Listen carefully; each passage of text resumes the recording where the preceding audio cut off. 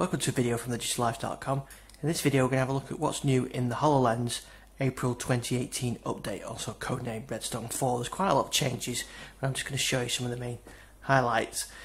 So my first favourite feature is this object manipulation. You can now, with two fingers, move objects around like that. You can extend the height of objects, like resize objects like that. You don't need to use the old resize button. That's still there in case you want it, but that's gone now. So any app that you've got, you can manipulate in size, and the same goes for 3D objects, which I'll show you in a sec. So you have got that flexibility, and I think that's a much better way of working. And something you can do with this now, if you get a photo like this one, not a very good photo, but you'll get what I mean, is you can now place these in the mixed reality world, or in our world. So there we go. So there you go. There's that photo. I've closed the main Photos app, and I've still got that photo I picked from earlier on. And I can now pick another photo and make a photo gallery. So the idea is that any photos you want now, I can resize, place wherever I want, and you don't have to keep the Photos app open. You can just pin individual photos and make a little gallery. Now here I've got the updated Holograms app. Why do I want that? Because it's got some new 3D objects in. There you saw the new 3D animation, and I can show you the manipulation there. So I can have a chair there.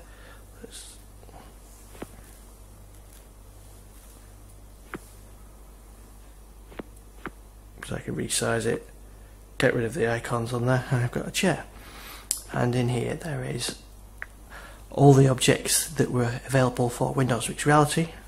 The immersive headsets, you can pick those, so there's plants and chairs and shelves and so on.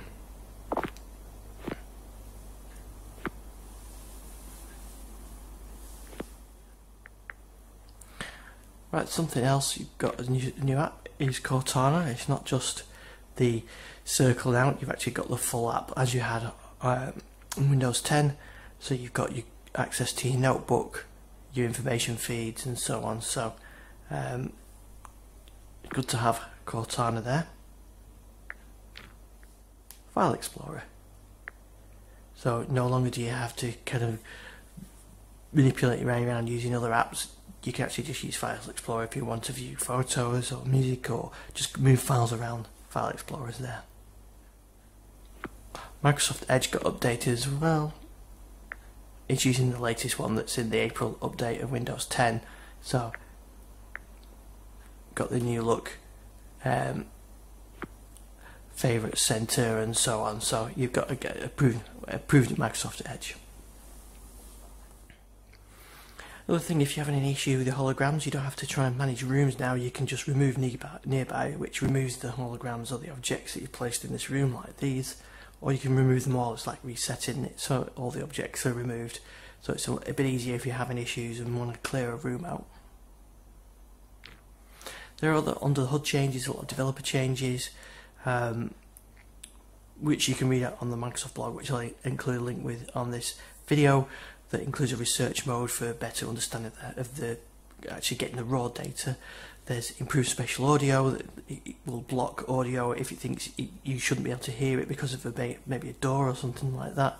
There's a better web console for it, and basically the whole thing feels faster. It's easier to use, easier to manipulate objects, and a big improvement. There's a couple of issues I've had with Microsoft Edge, but overall it's much improved over the 2-year-old version that was already on here.